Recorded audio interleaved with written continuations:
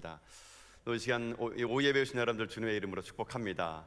말씀이 사모하시는 곳에, 성령이 계시는 곳에, 언제나 여러분이 모이는 곳에 하나님께서 함께 하심을 여러분 고백하면서 여러분 날마다 하나님 앞에 가까이 나오는 것이 여러분 가운데 복이 되는 그런 믿음의 종들 다 될 수 있기를 축복합니다. 우리의 삶의 모든 힘의 원천이 예배가 되고 말씀이 되는 가운데 여러분 삶이 거친 들판에 있을지라도 외롭지 않고 하나님의 미래를 향해, 꿈을 향해 나가는 여러분 다 될 수 있기를 주님의 이름으로 축복합니다. 오늘은 사도행전 두 번째 시간입니다. 오늘은 사도행전 두 번째 시간으로 사도행전 2장 1절부터 13절까지 말씀을 가지고요, 성령이 오셨네, 성령이 오셨네 라는 제목을 가지고 하나님의 말씀을 함께 나누도록 하겠습니다.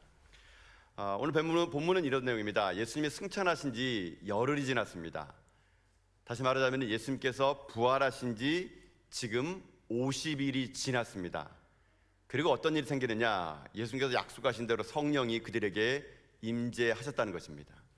그들이 모여서 기도하는 가운데 성령님이요, 그들이 있는 공간 가운데 임하는데 성령이 어떻게 임재했는가 오늘 본문에 보게 되면은 먼저 강하고 급한 바람이 이곳에 임했다는 겁니다. 그래서 성령이 임할 때 어떻게 임했냐면 오늘 본문에 보게 되면은 먼저 이 공간을 지배합니다. 바람 같은 소리가 이 공간을 전체를 다 운행했다는 겁니다. 그 다음에 또 어떻게 임했냐, 각 사람에게 임했는데 불의 엿처럼 갈라지는 것이 각 사람 가운데 임했다는 겁니다. 그러니까 공간에 임하고 그 다음에 개인에게 임했다는 것입니다. 그렇게 임함으로 말미암아 그들 가운데 어떤 일이 생기느냐, 성령이 임했더니 그들 가운데 변화가 일어납니다. 변화가 일어나기 시작했다는 것입니다. 얼굴 표정이 달라지고 생각이 달라지고 말하는 것들이 달라졌다는 것이죠. 그렇게 성령의 충만을 받았더니 이 제 아들이 어떻게 된 줄 아십니까? 지금은 마가의 다락방에서 숨어서 기도했던 이들이 성령의 충만함을 가졌더니 자기들에게 있는 예수 그리스도의 복음을 가지고 골방에서 광장으로 뛰어나갔다는 것이죠. 이게 사도행전입니다. 갇힌 곳에서 숨어 지냈던 이들이 성령의 충만함을 받았더니 그들이 자기의 삶의 자리에서 일어나 자기를 죽이려고 하는 사람들이 있는 광장으로 뛰어갔다는 것이죠. 이게 왜 가능했냐? 성령 충만하면 이런 일이 생긴다는 것입니다. 저는 그래서 여러분의 인생의 삶도 이런 성령 충만함이 할 수 있기를 주님의 이름으로 축복합니다. 여러분 인생 가운데 갇혀있고 골방에 있고 홀로 외로운 그대에 여러분 성령의 충만함이 있게 되면요, 나의 모든 어려움을 박차고 나가서 이 땅 가운데 넓은 대지에서 하나님의 이름을 찬양하는 성령의 사람이 될 수 있다는 것이죠. 그래서 이 사도행전은요, 그런 맥락에서 이 2장이 시작되게 됩니다. 그래서 사도행 전체를 보게 되면은 이 사도행전이 총 28장으로 되어 있는데요, 1장부터 3장까지, 이 2장까지는요, 어쩌면 사도행전의 이제 서론적인 이야기입니다. 이제 우리가 다음 주 살펴볼 사도행전 3장부터는 진정한 하나님의 사도들의 역사가 나오게 되는데, 이 사도행전 1장, 2장은 이 3장부터 마지막 장까지 어떻게 그런 역사가 일어난지에 대한 서론적인 부분인데, 크게 세 덩어리로 이렇게 얘기할 수 있게 되죠. 첫 번째는 어떤 거냐면은 그들 가운데 약속하신 성령님이 왔다는 겁니다. 그러니까 1장에도 그들이 모여서 기도했죠. 성령님 오시기를. 그러더니 약속했던 성령님이 오게 됩니다. 그게 첫 번째 큰 덩어리고요. 두 번째 덩어리는 뭐냐면은 성령이 왔더니 어떤 일이 생기느냐, 변화가 일어났다는 겁니다. 그리고 세 번째 큰 덩어리는 뭐냐, 그래서 교회가 탄생했다, 이겁니다. 이게 사도행전 1장과 2장의 전체적인 서론이고, 이제 교회가 생김으로 말미암아 어떻게 성령 역사가 임하는가, 이게 바로 사도행전 3장부터 마지막 장까지 그렇게 쓰여지게 됐다는 것이죠. 그래서 이렇게 얘기할 수 있습니다. 성령님이 강림하셨고 사람들이 변화됐고 교회가 생겼다. 근데 이 모든 일의 시작은 뭡니까? 성령님의 강림. 그래서 이 사도행전은 어떻게 얘기했냐? 성령의 행진이다라고 얘기할 수 있다는 것이죠. 성령이 임하게 되면은요, 크게 두 가지 현상이 사람들이 나타납니다. 첫 번째는 무엇이냐면 변화가 나타나고, 또 하나는 행동이 나타나는 겁니다. 그러니까 성령을 받았습니까? 그럼 내 안에 변화가 생깁니다. 그러면 변화된 사람은 분명히 행동하게 되어 있습니다. 그래서 성령 받은 사람 특징은요, 항상 자기 내면 속에 변화를 꿈꿔나가고 행동하는 그리스도인이 될 수 있다는 거죠. 그래서 그들을 통하여 이뤄지는 많은 일들, 행동의 이야기를 기록해 놓은 것, 그게 바로 사도행전이라고 얘기할 수 있다는 것입니다. 그럼 이처럼 중요한 이 사도들의 행전을 기록한 이 성령의 강림 사건은 어떻게 이루어졌는가? 도대체 그렇다면은 성령님은 누구에게 임할 수 있는 것인가? 여러분 오늘 본문의 말씀 통해 가지고요, 우리가 어떻게 이 오순절 마가 다락방에 성령이 임하셨는가를 하나하나 살피는 가운데, 저는 여러분의 인생의 마가의 다락방에도 하나님의 성령이 임할 수 있기를 주님의 이름으로 축복합니다. 그래서 여러분 사람들이 갇혀있고 눌려있는 것이 아니라 골방에서 광장으로 뛰어나가는 하나님의 믿음의 종들, 그리스도의 생명의 증인을 될 수 있기를 주님의 이름으로 축복합니다. 그러면 누구에게 성령이 임했을까요? 어떻게 성령님은 역사했을까요? 첫 번째는 누구에게 성령이 임했냐면요, 약속을 들은 사람에게 임했다는 겁니다. 약속을 들은 사람에게 성령님이 임했다. 여러분, 오늘 말씀 사도행전 2장 1절 말씀을 같이 한번 읽어보겠습니다. 사도행전 2장 1절 말씀 읽겠습니다. 시작. 오순절 날이 이미 이름에 그들이 다 같이 한 곳에 모였더니, 오순절 날에 그들이 다 모였습니다. 한 곳에 모였대요. 다 모였는데 왜 모였을까요? 예수님이 약속 때문에 이 자리에 모인 겁니다. 어떻게 할 수 있느냐? 여러분, 누가복음 24장 49절 말씀입니다. 여러분, 같이 한번 말씀 한번 읽어볼까요? 읽겠습니다. 시작. 볼지어다 내가 내 아버지께서 약속하신 것을 너희에게 보내리니 너희는 위로부터 능력으로 입혀질 때까지 이 성에 머물라 하시니라. 아멘. 약속을 받은 사람들이 이 사람들이에요. 그러니까 내가 약속하는데 아버지께서 약속하신 성령님을 내가 보내줄 테니까 너희들이 그 능력을 받을 때까지 여기 머물러라, 이렇게 약속을 받은 거예요. 또 하나 말씀은요, 사도행전 1장 4절 말씀입니다. 사도행전 1장 4절 말씀도 같이 읽어볼까요? 자, 시작. 사도와 함께 모이사 그들에게 분부하여 이르시되 예루살렘은 떠나지 말고 내게서 들은 바 아버지께서 약속하신 것을 기다리라. 아멘. 여기서 기다리래요. 뭘 기다립니까? 약속하신 성령님을 기다리라는 겁니다. 결국 성령님은 누구에게 임했냐면요, 약속을 듣고 기다리는 사람에게 성령님이 임했다는 겁니다. 그래서 120명이나 되는 사람들이요, 마가의 다락방에 모인 이유는요, 약속 때문입니다. 약속. 하나님의 약속 때문에 그들이 지금 마가의 다락방에 모인 건데요. 여러분, 근데 이게 모이는 게 쉽지 않습니다. 인간의 본성은요, 이게 불편하면은 떠나게 되어 있거든요. 힘들면은 도망가고 싶은 것이 인간의 본성입니다. 본성. 한번 생각해 보십시오. 지금 120명이나 되는 사람들이 마가의 다락방에 모였습니다. 그들이 모인 곳이 어디냐면요, 예루살렘이거든요. 예루살렘. 지금 예루살렘에 모였는데 이 제자들의 고향은요, 예루살렘이 아니에요. 이 제자들의 고향은요, 갈릴리입니다. 갈릴리. 갈릴리는 어떤 동네냐면은 예루살렘 사람들의 입장에서는 촌동네예요. 그러니까 변방입니다. 변방. 그러니까 사람들이 그 속담에 막 그런 말 하지 않습니까? 야, 갈릴리 나사렛에서 무슨 선한 것이 날 수 있겠느냐?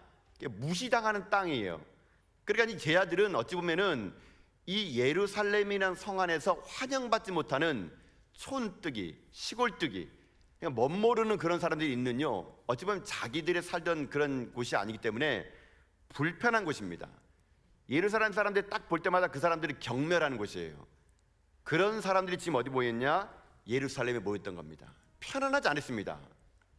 더더구나 이 제자들에게는 뭐가 예루살렘 불편했냐면요, 지금 자기가 따랐던 스승인 예수님이요, 돌아가셨습니다. 십자가에서 죽었습니다. 부활한 주님을 만났지만 여전히 그들에겐요, 이 예루살렘이라는 도시는요, 예수 믿는 사람들을 잡아서 옥에 가두려는 사람들이 모인 곳이거든요. 그리고 예루살렘은 이 사람들에게는, 제자들에게는 트라우마가 있는 곳입니다. 예수님이 핍박당하시고 거기서 고난당하시고 여러 가지 자기들의 배신과 암울한 역사가 있는 곳이 예루살렘이기 때문에 이들은요, 사실 불편한 곳에 지금 머문 겁니다.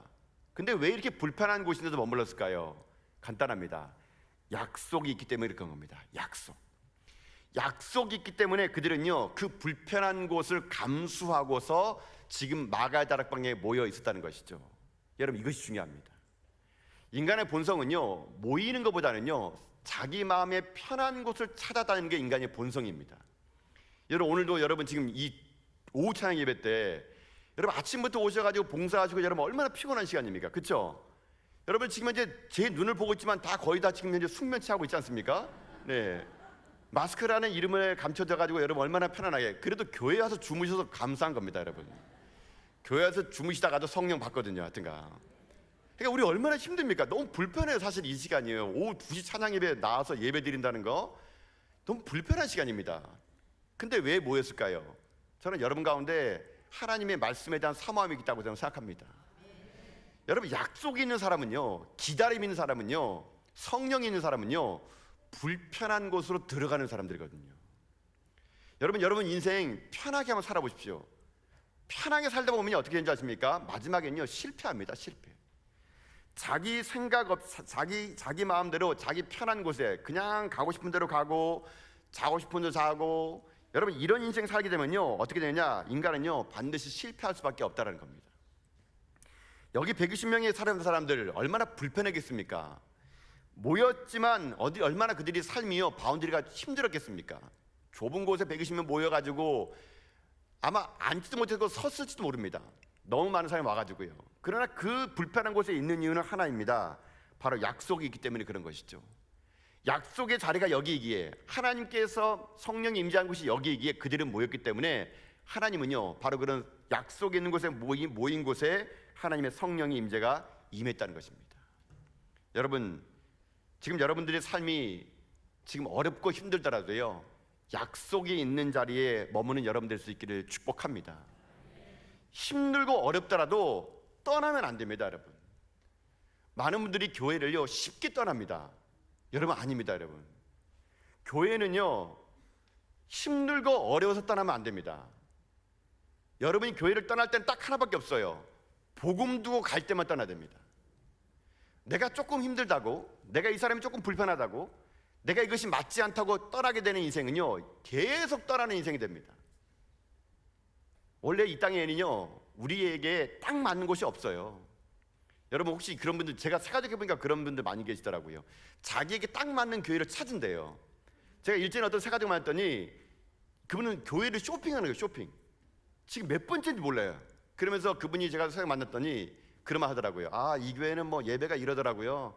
아, 이 교회는 뭐 양육이 이렇습니까? 막 자꾸 물어보는 거예요. 그래서 제가 물어봤어요. 그러니까 지금 뭐 저기 교회를 어떻게 정하셨냐고 하니까 아, 지금 못 정했다고. 자기가 이사 와가지고 지금 당신네 교회면 50번째래, 50번째.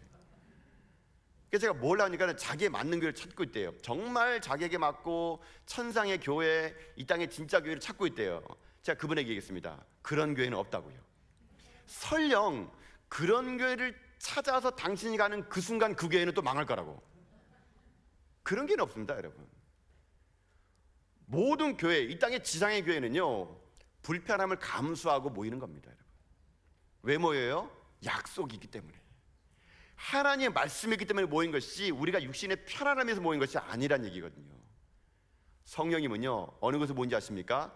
여러분이 불편하다고 느껴지는 그 사역부서에, 내가 불편하다고 느끼는 구역장 역할에, 내가 부담스러워 떠나고 싶어하는 그 섬김의 자리에, 거기 가야 성령님을 만나는 것입니다. 거기 가야 약속의 말씀이 있는 것이고요, 거기서 약속의 말씀 붙잡고 기도할 때요 성령님이 여러분 임재하시면요 그때 내 자리가요 하나님의 임재 자리, 성령의 폭발하는 자리, 하나님의 감동이 임하는 자리가 바뀌면 그때부터 내 사역은요 하나님의 역사가 되고 하나님 노래가 될 수 있다는 얘기입니다. 그래서 사랑하는 성도 여러분, 여러분 인생이 진정 하나님의 성령의 충만함을 가지고 권능을 받아서 이 땅 가운데 여러분 밀리는 인생이 아니라 리드해 나간 인생 되기 원하십니까? 그러면 성령의 충만함 받기 원하십니까?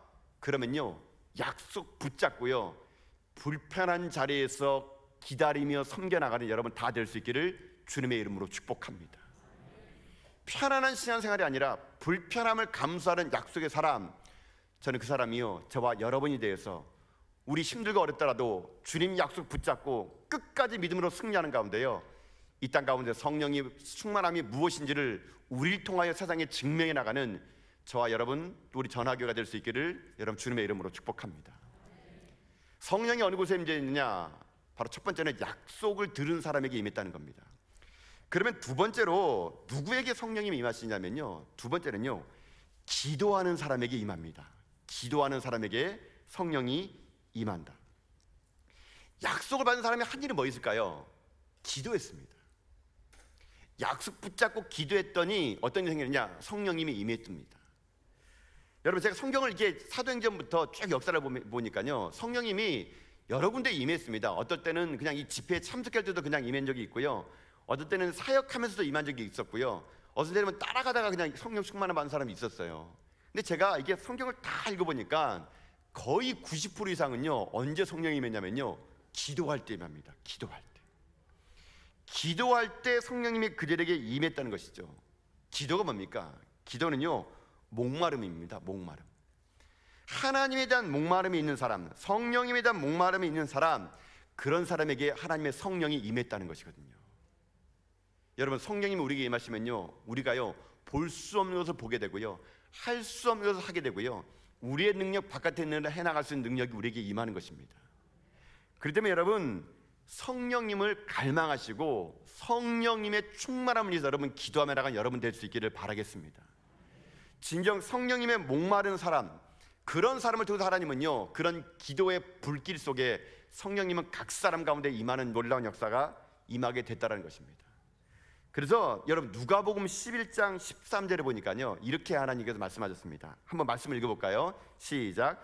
너희가 악할지라도 좋은 것을 자식에게 줄 알거든 하물며 너희 하늘 아버지께서 구하는 자에게 성령을 주시지 않겠느냐 하시니라. 아멘. 여러분, 뭐 하겠다요? 구하는 자에게 뭘 주겠다고요? 성령을 주겠대요. 성령. 여러분, 성령님이 우리에게 오고 안 오고 이게 중요하다 안 중요하다라고 말할 수 없습니다.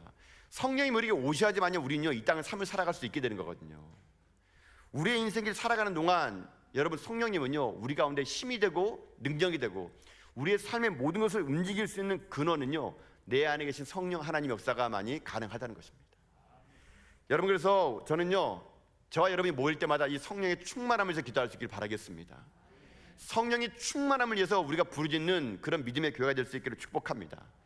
여러분의 개인도, 여러분의 가정도, 우리 교회도, 이 나라 이 민족도 저는요 성령님이 임재하시면 모든 인생의 문제가 해결될 거라고 저는 믿습니다. 그래서 우리가 날마다 모일 때마다 뜨겁게 기도하고 성령의 충만함을 불러 외치는 가운데 기도하는 곳에 성령의 불이 임한다는 것을요 우리가 이 땅 가운데 증명해내는 그런 예배자들, 그런 하나님의 교회가 될 수 있기를 주님의 이름으로 축복합니다. 가뭄의 비를 바라는 그 농부의 목마름처럼 진정 이 땅 가운데 성령님의 임재를 목말라 하는 그런 사람들이 모인 곳에 성령이 임재가 임하면 큰 놀라운 부흥과 하나님 역사가 폭발한다는 걸 여러분이 믿으시면서 진정 여러분 모일 때마다 성령의 뜨거움을 위하여, 성령님의 충만을 위하여 새로운 사도행전의 역사를 써나가는데 우리가 쓰임받는 그런 놀라운 일을 전 여러분들이 타는 듯한 목마름의 기도를 통하여 이뤄내는 성령의 사람이 될 수 있기를 주님의 이름으로 축복합니다. 함께 기도합시다. 함께 하나님을 예배합시다. 함께 하나님을 찬양합시다. 하나님의 성령님의 목마름을 통하여 우리의 삶이 하나님의 은혜가 넘쳐나는 그런 일을 감당해내는 저 여러분 다 될 수 있기를 여러분 주님의 이름으로 축복합니다.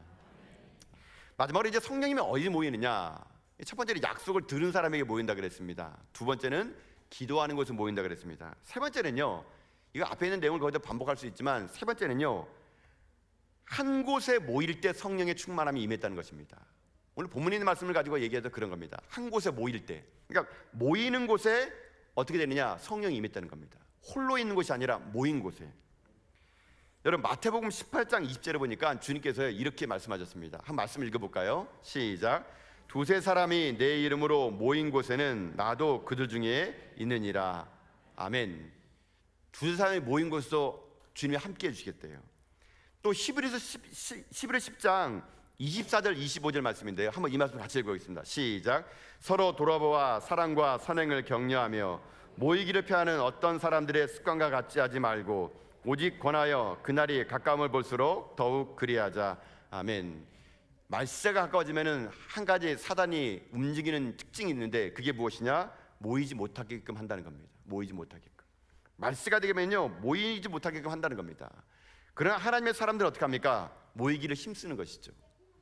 저는 이번에 이 코로나 사태를 통해서 한국교회가 가장 큰 타격을 받은 게 무엇이냐면요, 모이지 않는 것이 일상화가 되는 것이 제가 좀 두렵습니다. 여러분, 교회라는 것은요 모여서 예배 드리는 것도 중요하지만 더 중요한 건요 그 안에 성도들 간의 교제가 일어나는 것이 또 교회의 큰 역할이거든요.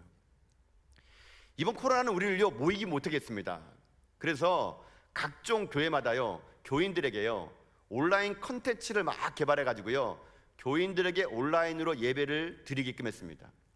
제가 일전에도 교회도 그랬던 것 같아요. 많이 못 모이니까 아이들이 공과할 수 있도록요 교회에서가 택배를 마련해 가지고요 1주, 2주, 3주, 4주차 공과를요 다 박스에 담아 가지고 택배를 다 보내줬어요. 집으로요. 그래가지고 애들이 예배 시간 되면은 그 모니터 앞에 딱 나와가지고요 예배 드리고 그 모니터에서 나가는 공과 만드는 걸 따라하더라고요. 이게 제가 전화해봐서 잘 따라한다나. 그 집사님 하는 말이, 우리 아이는요 오자마자 사주치크를 다 만들어버렸습니다 이렇게 하더라고요. 또 계속 못 모이니까 교회에서 모인다면요 이만한 박스에다가 뭐 기프트 박스에다 가지고요 막 초콜릿, 과자 막 잔뜩 보내가지고 집으로 다 보내줬습니다. 제가 물어봤어요 그분들에게 어떠냐고. 불편하대요. 근데 코로나가 좀 지났습니다. 2달 지나고 석 달 지나 또 전화 받습니다. 어떠냐고요. 견딜만 하대요. 조금 이따 더 물어봤습니다. 이제 이게 편하대요. 그냥 교회를 굳이 나갈 이유가 없다라는 거예요. 그때 제가 느꼈습니다. 교회가요 너무나 편안하게 온라인 서비스를 제공하면은요 성도들요 안 모입니다. 저는 그래도 우리 전화교회가요 온라인으로 서비스하는 거 안 하려고 그럽니다. 막 불편하게 하려고 그럽니다. 막 그래가지고 교회 나올 수밖에 없게끔. 여러분, 우리가 함께 너무나 편안하게 예배 드리는 건요 어찌 보면 그건 예배를 드렸다기보다는요 그냥 의무적으로 의무 방어전 하는 겁니다. 제가 오늘 이 말씀을 찬찬히 읽으면서 그런 생각 해봤습니다. 모이기를 피하는 거. 어찌 보면 이 시대에 코로나 인해서 우리가 모일 수 없지만 그럼에도 불구하고 성전을 사모하는 마음이 사가들이지 않도록요 우리가 마음만큼은 성전을 향해 나갈 수 있는 그런 마음이 있어야 된다는 것이죠. 아마 머지않아 이 코로나가 언제 종식될지 모르겠지만 분명히 교회에는요 코로나 전에 100명이 모였다면 아마 코로나 이후에는 100명이 다 모이지 않을 겁니다. 이제는 진정으로 알곡과 쭉정이가 갈라져 가지고요 하나님 앞에 목숨 걸고 예배드리는 자만 아마 남을 겁니다. 저는 그때 여러분들이요 이곳에 모여서 하나님을 예배하고 하나님을 찬양하는 가운데 이 시대의 악한 것들이 우리의 모임을 파하게 만들고 우리의 삶을 말씀으로 묶지 못하도록 만드는 그 견고한 세력들을 무찌르는 가운데 여러분이 모이기에 힘쓰는 여러분 될 수 있기를 주님의 이름으로 축복합니다. 많은 사람들이요 그러더라고요. 특히 젊은 분도 그러더라고요. 애들 데리고 카페 가고 키즈 카페 가고 어디 가고 다 가면서 교회 모임은 안 오겠대요. 혹시나 감염될까 봐. 이 맞지 않은 겁니다, 여러분. 다들 가서 삼성어 밥을 먹으면서 교회 와서 밥 먹는 거는 안 하겠대요. 물론 저희들이 방역 수칙에 맞춰서 교회에서 식사를 정하고 있지는 않지만 우리 밖에서 다 할 것 다 하면서요 교회만 하지 말라 그럽니다. 교회만 하지 말라 그럽니다. 때로는 저는 이것이 좀 억울할 때가 있습니다. 교회가 그동안에 참 많은 방역 수칙을 지켜줬고 정부에 호의적이었는데 맨날 문제만 생기면 교회라 그럽니다. 맨날 문제만 생기면 교회가 잘못했다 그럽니다. 물론 때로는 교회가 하지 말아야 걸 함으로 해서 때로는 그런 말을 들을 수 있겠지만 우리가 때로는요 우리만의 성도들의 본질을 회복하는 것도 필요하다는 것입니다. 여러분, 그래서 여러분 삶 가운데 저는 이 땅 가운데요 모일 때마다 하나님의 역사가 임하는 그런 것들을요 여러분 삶의 자리에서 느낄 수 있는 그런 여러분 될 수 있기를 축복합니다. 근데 솔직히 모이는 건요 불편합니다. 여러분 지금 한번 제가 이 본문을 상상해 봤어요. 마가의 다락방이 120 모였다? 얼마나 불편할까요? 제가 아까도 얘기했지만 여러분 생각해 보세요. 우리가 만약에 선교를 떠납시다. 여러분 선교 떠날 때도 그동안에 함께 하지 않았던 사람들이 함께 모여가지고 선교 가는 거예요. 여러분 처음에 그거 쉽지 않습니다. 여러분 선교 가보십시오. 여러분 다 가봐서 알겠지만요 아우르치 가보게 되면은요 단체 생활할 때 있어서 누가 제일 먼저 불평불만하냐면요 심성이 훈련이 안 된 사람 순서로부터 불평불만합니다. 뭐 덥다, 춥다, 맵다, 짜다. 여러분 한 10명만 모였는데도요 선교 가보십시오. 막 그냥 5만 가지 말이 나옵니다. 5만 가지 말이 나와요. 나는 뭐 이것을 해야 된다, 저걸 해야 된다. 또 선교 가보십시오. 어떤 사람은 빨리 걷는 사람, 늦게 걷는 사람, 아침밥 먹는 사람, 안 먹는 사람. 여러분 얼마나 힘들겠습니까, 여러분? 사람들은요 모이면요 자기 속의 본능이요 서로를요 밀치는 그런 게 있거든요. 얼마나 힘들었을까요? 모인 120명의 사람들이요. 그러나 그들이 어떻게 합니까? 함께 모이는 것을 힘썼습니다. 불편을 감수하다가도 모였습니다. 그랬더니 여러분 어떤 일이 생겼습니까? 성령의 열매가 일어났던 것이죠. 성령 역사가 임했던 것이죠. 여러분 그래서 성장이라는 것은요 혼자 있을 때는 거 아닙니다. 함께 있을 때 성장이 일어나는 것이죠. 여러분 나중에 성령의 충만함을 얻게 되면은 나중에 갈라디아서 5장 보면은 성령의 9가지 열매가 나오거든요. 사랑과 희락과 화평과 오래 참음, 자비, 양선, 충성, 온유, 절제. 여러분 이 모든 것들은요 혼자 있을 때 맺는 열매가 아닙니다. 여러분 같이 관계를 맺을 때 이루어지는 것이죠. 사랑해야 관계가 좋아지는 겁니다. 오래 참아야 관계가 좋아지는 겁니다. 희락이 있을 때 관계가 좋아지는 겁니다. 여러분 주변에 관계를 못하는 사람 좀 자세히 봐보세요. 그 사람에겐요 이 성령의 열매가 없을 확률이 많아요. 내게 사랑이 있고 희락이 있고 화평이 있고 오래 참는 사람은요, 관계 훈련을 통해서 그 열매를 맺는 거거든요. 그 때문에 우리들이 할 일은 무엇이냐면 하나님의 이름으로 모이는데 힘써야 된다는 것입니다. 모일 때 성령이 임했다는 거 여러분 잊지 마십시오. 홀로 있을 때는요, 성령 역사가 뜨겁게 임하지 않습니다. 마른 장작이라도 모일 때 활날 타오르는 것처럼 여러분, 연약하지만 부족하지만 지금 상황이 어렵고 힘들지만 우리가 함께 모여 앉아 하나님 예배 드릴 때 이곳에 성령님이 임재함을 여러분이 경험하는 가운데요, 여러분 이 시대 가운데 모이기를 피하는 어떤 사람들의 그 습관 따라서 여러분 삶이 타락으로 걸어가지 마시고요, 하나님 앞에서 모이게 힘쓰는 이 땅에 거룩한 불기둥으로 활날 타오르는 성령의 사람 다 될 수 있기를 여러분 주님의 이름으로 축복합니다. 오늘 이 시대에 필요한 것은 성령이 우리 가운데 오시는 겁니다. 저는 우리 전화교회가요, 다시 한번 뜨겁게 하나님을 찬양하고 예배하고 기도하고 모이기를 힘쓰는 가운데 새로운 사도행전의 역사를요, 저는 여러분의 생애 때 꼭 한 번이라도 써나간 여러분 될 수 있기를 주님의 이름으로 축복합니다.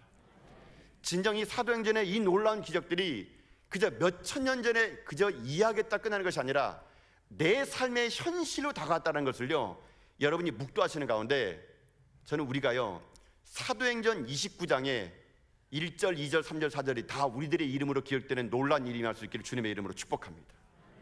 그들이 전화교회에 모여서 뜨겁게 기도했더니 성령이 임하고, 김집사님이 직장에 갔더니 그곳에서 하나님의 역사가 일어나고, 박권사님이 그의 가정 가서 말씀을 드렸더니 그 가정에 변화가 일어나고, 김장로님이 그의 삶 가운데 헌신하며 선교를 갔더니 그 땅에서 거룩한 일들이 일어났더라. 여러분, 이런 사도행전의 역사의 기록, 이 생생한 기록들을요, 하나님의 책자가 지금도 계속적으로 써나가는 일에 저와 여러분의 이름이 쓰임받을 수 있기를 주님의 이름으로 축복합니다. 사랑하는 성도 여러분, 성령 충만하십시오. 성령의 능력 가운데 살아가십시오. 성령 우리 가운데 임하심을 여러분 학수고대하는 가운데 이 성령의 능력으로 이 땅 가운데 하나님의 거룩한 일을 감당해 나가는 새로운 사도행전을 써나가는 저 여러분 다 될 수 있기를 여러분 주님의 이름으로 축복합니다.